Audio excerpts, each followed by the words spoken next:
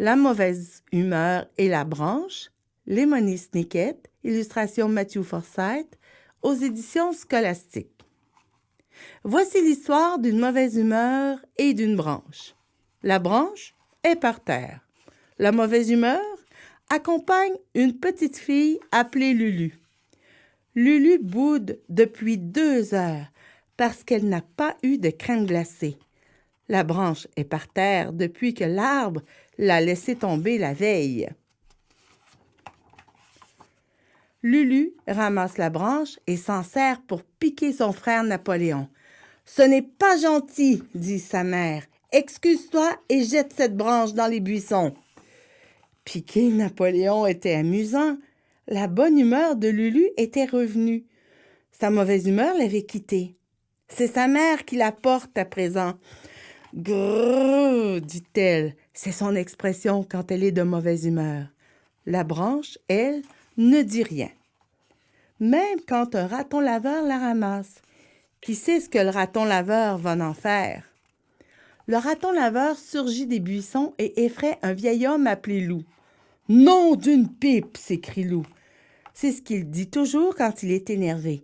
Il bondit dans les airs et tombe dans une flaque de boue. La mère de Lulu ne peut pas s'empêcher de rire. Sa mauvaise humeur s'envole.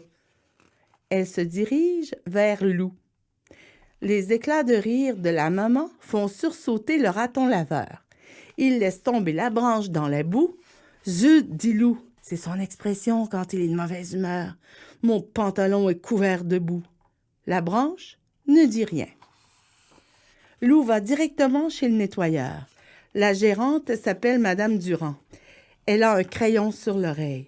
« Enlevez ce crayon de votre oreille, » lui dit Loup. « Lavez mon pantalon et que ça saute. Je vais attendre ici en caleçon. » « Il n'en est pas question, » réplique Madame Durand. « Cet établissement est un endroit fréquenté par des familles. » Mais Loup a déjà enlevé son pantalon. « Tenez, dit-il, il est tout boueux. »« Pouah !» s'exclame Madame Durand.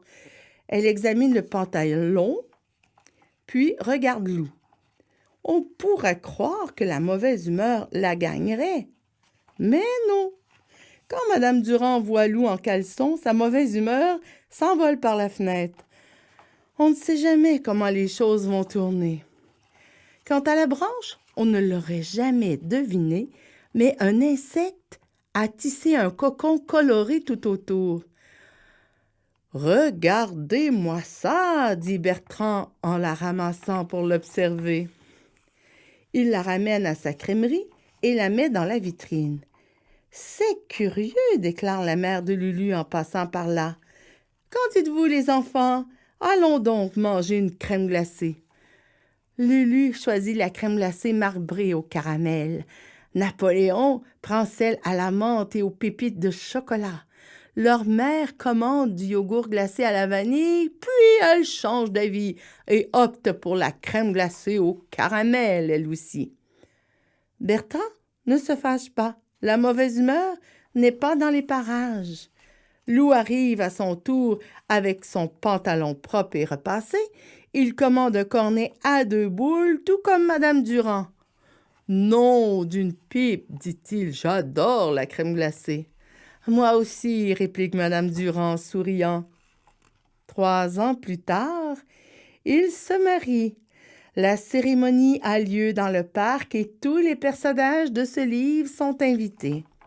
Même le raton laveur. Lulu et Napoléon portent les fleurs et tout se passe bien.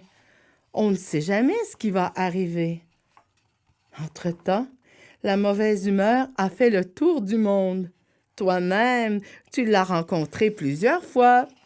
La branche, elle, est restée à la crèmerie. Bertrand a aidé l'insecte à sortir du cocon et à s'envoler. C'était il y a longtemps, mais il a gardé la branche. Elle le met de bonne humeur.